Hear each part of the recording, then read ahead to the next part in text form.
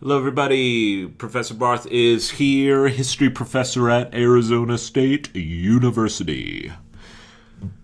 Trump, man, Mr. President, you're getting conned.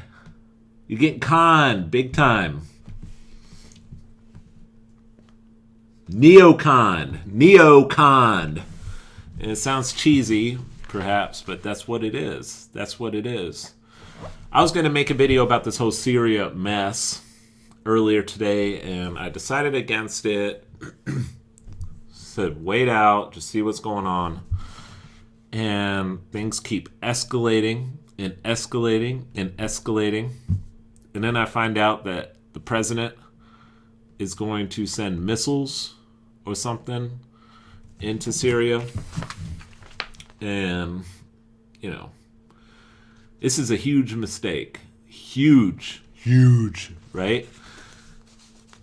Major mistake. And let me tell you a little bit about my background, just very, very briefly, and then I'll get into a serious question. I started my political activism all the way back in 2003 with the Iraq War. I was a freshman at another ASU, Appalachian State University, and I saw the lies about weapons of mass destruction and the war buildup and such, and I knew it was fake. And that anti-war position, I'm not a pacifist. If you gotta defend yourself, you defend yourself, and you defend yourself good. But that anti-war position ever since has remained very, very central to my thinking, and I'm not about to sit here and watch the media and elements of our U.S. government build up this new war founded again on specious, at best, evidence, right? And I want to go over that today, so I can't help myself. It's late in the evening here in Arizona, it's just before 8 o'clock. On the East Coast, though, it's around close to 11. I'm making this video just because the stakes are just too high. So it's a bit makeshift. So I'm not claiming any perfection here. I'm just giving my heartfelt thoughts. I typed this up literally about a half hour ago after some research. Before this week, peace was returning to Syria. ISIS was facing defeat. The United States, just a few days ago, March 31st, I think it was, changed its official position on Assad. Secretary of State Rex Tillerson said that Assad's long-term status, quote, will be decided by the Syrian people, end quote.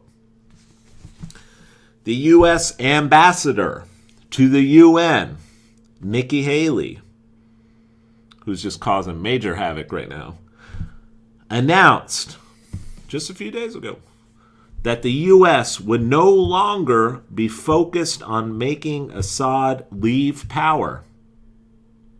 So this is a major departure from the Obama administration. This brought strong rebuke from John McCain and Lindsey Graham,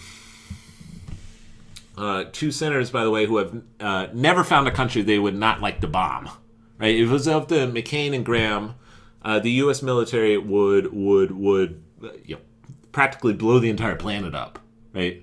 So those guys are going to support any war, right, at all costs. They said, they were critical, but other than that, again, the neoconservative agenda. McCain and Graham represent the neoconservative wing of the Republican Party. That's precisely the wing that got defeated in this last election, or in the primary, rather. Although you can make the argument that Hillary Clinton was the neoconservative choice. And so neoconservatives were defeated in 2016 as a point.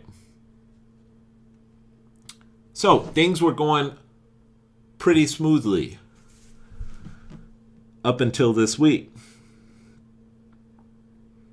And especially if you were Assad, things were going very, very well, right?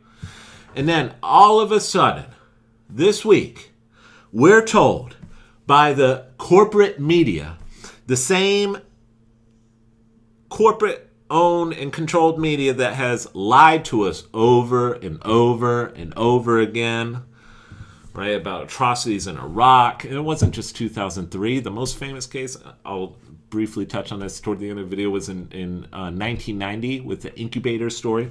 The same media tells us that Assad has somehow decided to commit the most irrational suicide in the history of politics by releasing sarin gas on innocent civilians, killing roughly 100 or so. The corporate-owned media and the U.S. government, or elements within it, immediately came out and placed all of the blame for this attack on Assad without a shred of evidence. And we are supposed to just sit here and assume that this is correct. We are simply supposed to trust them, take their word for it with zero evidence and with no rationale for why Assad might do something like this. Even if Assad was the most insane, power-hungry ruler in world history, and I'm not endorsing Assad, but he's clearly not that, okay? I'm not saying he's good. Let's say he's bad. He's not the most insane in history. He's not, well, even if he were is the point. There is zero motive for him to commit this attack. That's just the fact of the matter. Where's the motive for him to do this? Who has the motive? Clearly, the rebels have the motive. This event of the past week is riling up the entire Western world just at the time that Assad appears to have, been victorious, right? What a coincidence. This has all the hallmarks of a false flag attack. An attack committed by one group with the intent of blaming it on another. False flag attack. And this is not the first time that the so-called rebels, who again consist largely, not entirely, but largely, of ISIS.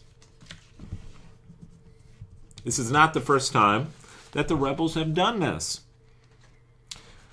You'll remember the 2013 gas attack, right? Who could forget that? It was never proven that Assad was behind that attack. And in fact, there have been many, many credible reports and evidence. And I can't compile all of them right now. Again, I'm making this video very makeshift. All you have to do is do your own research. They're out there. Just do it yourself. There is just a plethora of evidence and reports that the rebels were absolutely behind the 2013 attack. I'll cite just one. So I'm still going to cite one, right? This is from the United Nations official Carla Del Ponte. Carla Del Ponte, who, by the way, was a former war crimes prosecutor. This is Carla Del Ponte in 2013. Quote, according to the testimonies we have gathered, the rebels have used chemical weapons, making use of sarin gas. According to what we have established so far, it is at the moment opponents of the regime who are using sarin gas. So there you have the 2013 attack. And again, there's evidence. Look it up. Now, what about this latest attack in the last week? Well, it's only been a couple days, so the evidence just isn't there right now. But the media again is telling us, believe us, believe us, believe us. Get in line, get in line, get in line. That's when red flags going off all over the place. For me, at least, right? And it should for you. I think it is for majority of people. right? It is for the majority of people. But there is evidence already that that is questionable, to say the least. The footage of this chemical attack came from a U.S.-funded group called the White Helmets. This so-called White Helmets received funding from anti-Assad groups in the U.S. and the U.K. The White Helmets work very closely with the Al-Nusra Front in Syria, a radical Islamist group. And again, the footage that we have, the initial footage that we have of this chemical attack came from the White Helmets. The White Helmets were not created by Syrians. Their director is a British Army officer. They operate solely in terrorist-held areas. Despite their claim of neutrality, they insist on a no-fly zone, which, implies, the overthrow of the Assad regime. They are very anti-Assad. And there are videos just all over the web of infiltration of this group, this so-called White Helmet group, by Islamic extremists. And again, just look it up. Look it up. And there is some weird things going on with this footage. Things that don't add up. First of all, sarin gas is absorbed through the skin. And because it's absorbed through the skin, this requires that first responders wear a full bodysuit. Yet in the footage, the White Helmet people are handling victims, supposedly hit with sarin gas, with no protection. They wore masks, but no gloves while they handled exposed victims, and others in the vicinity appear to be wearing no mask at all, and yet were unaffected. That is strange, to say the least. Syrian military and Russian Ministry of Defense denied any involvement in the attack. And honestly, I think they're right. I just think they're right. Does that make me a Russian agent?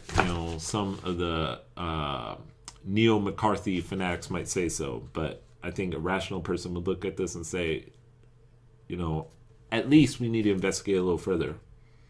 This appears to be what is called atrocity propaganda. Atrocity propaganda is a form of psychological warfare referring to the spreading of deliberate fabrications or exaggerations about the crimes committed by an enemy. Every war must appear to be a war of defense against a menacing, murderous aggressor. The most famous example of atrocity propaganda was a story about incubators in Iraq. That false testimony, that fraudulent testimony from October 1990 was cited by George H.W. Bush as rationale to back Kuwait in the Gulf War. And there are just countless numbers of examples of atrocity propaganda, just over and over and over again. And yet we're supposed to just forget that, right? And just line up like lemmings and just follow the lead of the propaganda. All right? I ain't doing it. I'm not doing it. I'll tell you what. So, Assad has problems, okay? Obviously, Assad has problems. I ain't backing Assad, endorsing what he does necessarily.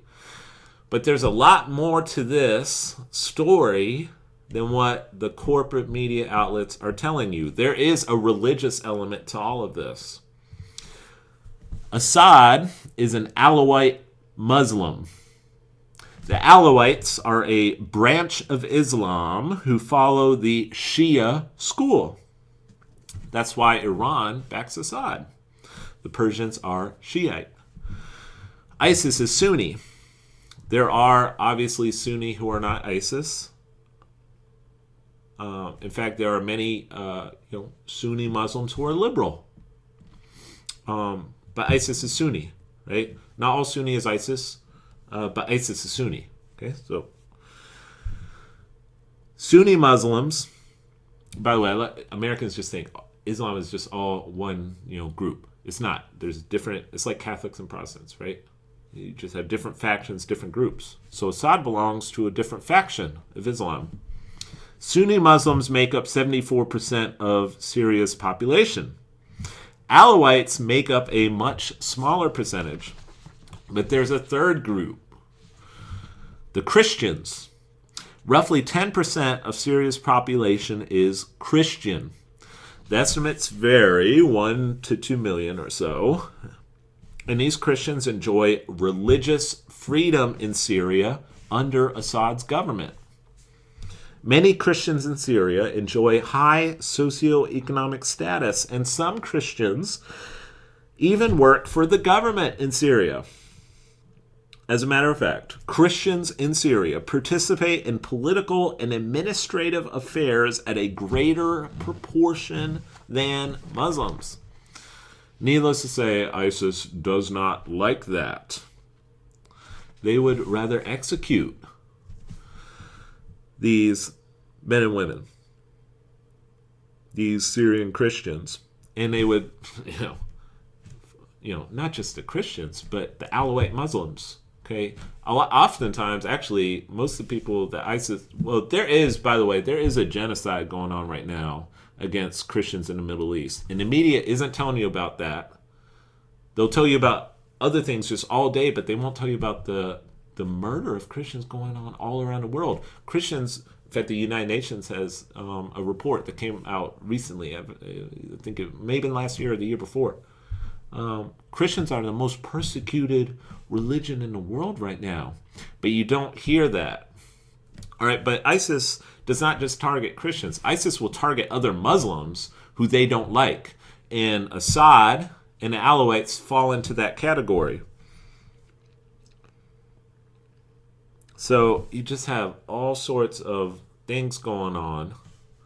If Assad goes, Syria will become another Libya, where you have the overthrow of a largely secular ruler replaced by ISIS, right? And this is what happened in Iraq. And they said the same thing. Oh, all these atrocities, blah, blah, blah. Secular ruler overthrown, ISIS moves in. Libya, Gaddafi, all these atrocities. Oh my gosh, we got to do something. Overthrown, ISIS moves in. Assad, oh, look at the gas attack. Overthrown, ISIS moves in. I'm telling you. And then, on top of that, you have the Russians, right? And the Russians have stated that if the U.S. becomes overly provocative, that means war.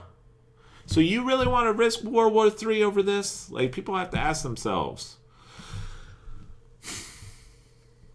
And remember, Russia has an interest in seeing the defeat of ISIS because ISIS is just below their borders. I teach a course on the British Empire, and in that course we talk about the Great Game, right? And how Russia, Central Asia in the Middle East is just, right there. So Russia has an interest in seeing ISIS defeated. If we move into Syria like this and force the withdrawal of Assad, overthrow of Assad, we're risking a greater war with Russia. Do we really want to have that when Russia's a nuclear power? I'm going to stop it right there. I think I've said all I need to say, but this is important times, like big times, and so everyone needs to. I would say actually everyone right now just everyone needs to calm down. First of all, we don't need to be doing knee-jerk reactions to things when we hear reports in the media. No knee-jerk reactions. And honestly, man, we just need to get on our knees and just pray, man. Like that like God just settles things down across the world, because the world's on fire right now. We don't need that. We don't need that. So with that, I will I will close this video. I'll see you next time with another video. In the meantime, God bless.